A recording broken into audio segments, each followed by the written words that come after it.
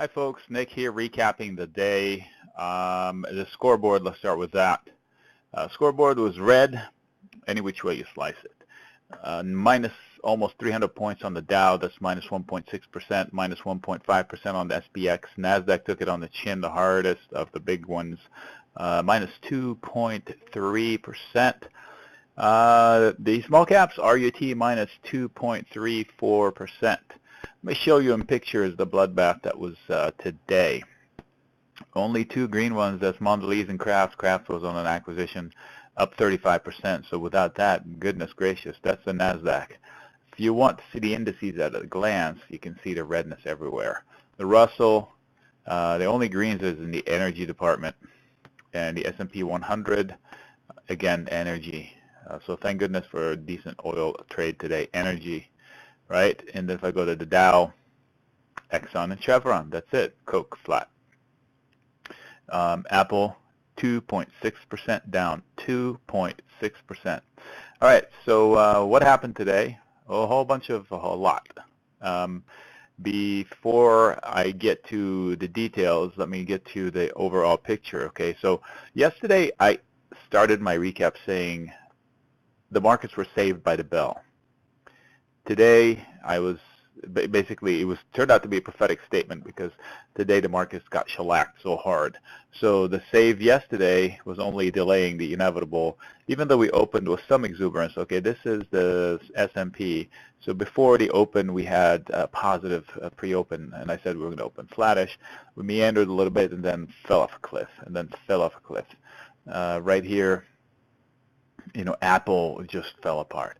And then speaking of Apple, here's an odd thing I saw in the pre-open. There was a 125 candle before the open, and usually I don't mind it.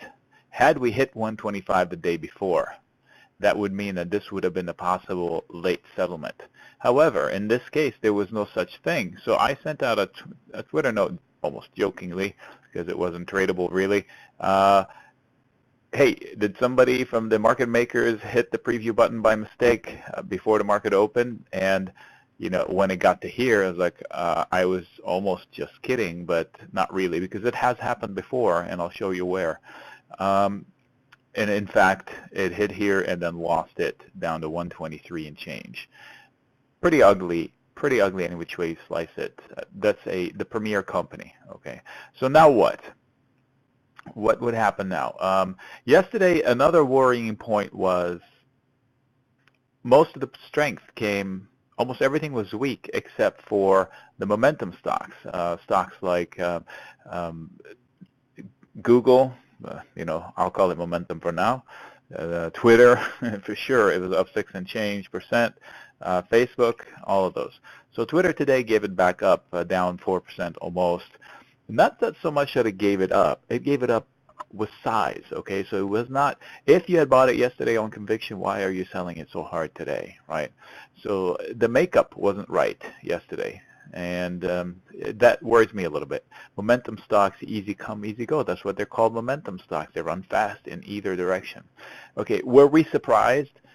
Not so much, because in the morning I spent a lot of time sending you pre-open previews of where I think the levels lie, and literally I mentioned in the morning note that 2050 and 2075 SPX are likely to be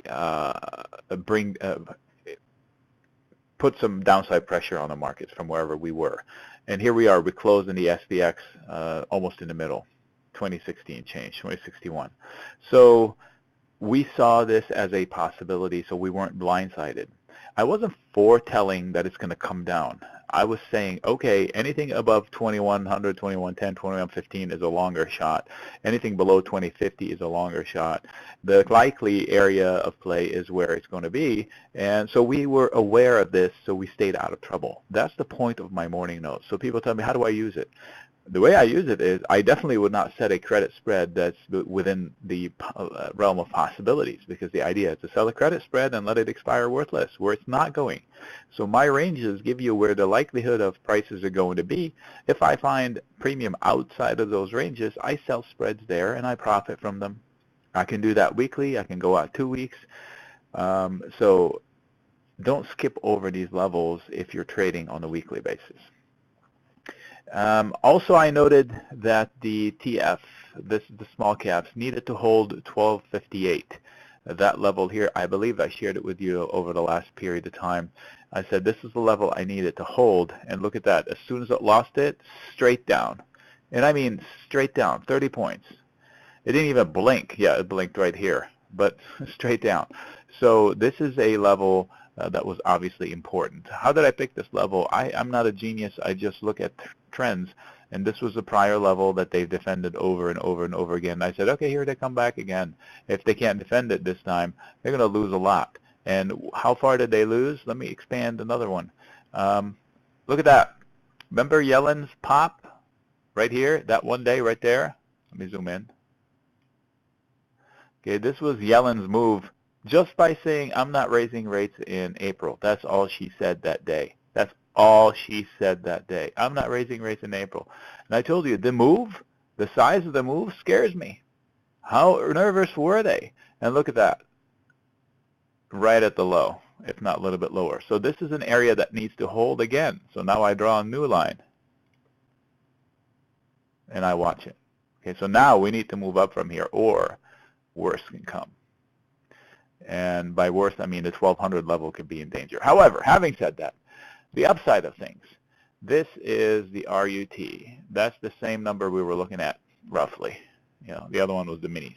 Okay, for a while, for a long while, I've been telling you this was a kryptonite. They failed, they failed, they failed, they failed, they failed. And then finally, just in mid-February, they broke out of it. And look, we're still higher. We're still 20 points higher than where they used to fail. So this is so close to all-time highs. It's not even a correction yet. Yet people want to catch the falling knife already. I stay out for now. I stay out. Let me add another line to confuse your eyeballs even more. Just a dirty line right there. So I want to see this hold for now. Okay. So this was obviously not a right price today. Okay. So ranges, this is one range. Let's look at it in the IWM format because this shows me volume. Volume is a lot bigger than yesterday, a lot bigger than the day before that, and a lot bigger than all of the other, not a lot, and bigger than all of the other bullish candles that we had before. So this candle is totally legit. Do you see that little circle here? I don't remember when I drew it. Interesting. Okay.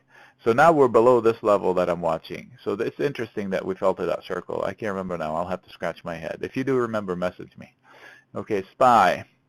We're still above the green line, which is good, but this pretty darn big candle. Another day like today, and we'll be well below it. Okay. So what do I do now? Do I catch this knife? I don't know. This is pretty darn good volume, so maybe I want to see another day. I sent out a message that if I wanted to catch this knife, I'd want to be I'd want to be here, down here, for sure. Not any closer than that.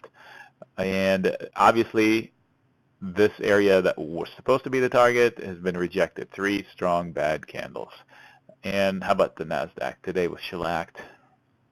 Favorite word of the day today. I had to draw on the line at 106. Obviously, it took it. That is an ugly candle. They open at the top, close at the bottom. Still above this green line right here and this orange line right there. So it has a decision to make. However, not very pretty. And if I extend this line, I drew this yesterday. I remember doing that. I did it live with you if you watched the video. So another day like today, and we bust right through that down to here. So if I wanted to catch a falling knife here, I would want to hide behind this. Meaning I don't want to take risk any more abrasive than here. It's too soon. It might revert if it's just window dressing, but it's still too soon. Okay, there's so much that went on today. We have to see Apple. This is, somebody asked me where's support in Apple. I don't have any support from the open interest in Apple. I said that there might be a situation where it erases. See all these candles that came very fast? Like everybody was buying Apple. Look, gap up, big candle, gap up, big candle, gap up, up to 133. And I said, too far, too fast, man. It's going to drop 10%. Well, it's almost at 8% now. Actually, it did drop at 8 or 9% from when I said it would. I thought it would come down like in a couple of days, but it took longer. But from here, it has no support, so it could lose these fast candles on the way down, Another day like today would be down $3, would be 120. If it does lose that, is it going to start trading this white channel that it traded for a long time before? I don't know. I don't have any negative specific items for Apple, except the Apple Pay fraud. They never addressed it when it came out. And today I heard it in the news somewhere. Not so much that the accounts are being hacked, but the Apple is being the conduit of crime. Like me opening a website and knowing that everything is sold on it is fenced. And in the same case, stolen credit cards from somewhere else are being applied to iPhones to buy stuff illegally. So I don't know the details, and they didn't address it. So is it time to short it? It's too late to short it now. Maybe it is, maybe it isn't. So is it time to go long it? Somebody said, I want to go long it via calls. Well, I don't know when it's going to bounce, and so I want to give myself time. Now listen to this. For those technicians out there, they're probably going to cringe when I do this. Okay, look at this line right here. I'm going to draw it in red. I'm not a technical analyst by trade. I do use technical analysis to drive me a little bit. I don't like this. It's not technically a head and shoulder, or you can probably draw it to where it is, or if it comes down a little bit lower, then you can draw a better head and shoulder with a better neckline. If it comes down to 122, I'm going to say if it loses this level right here, 122, whatever, it may drop another,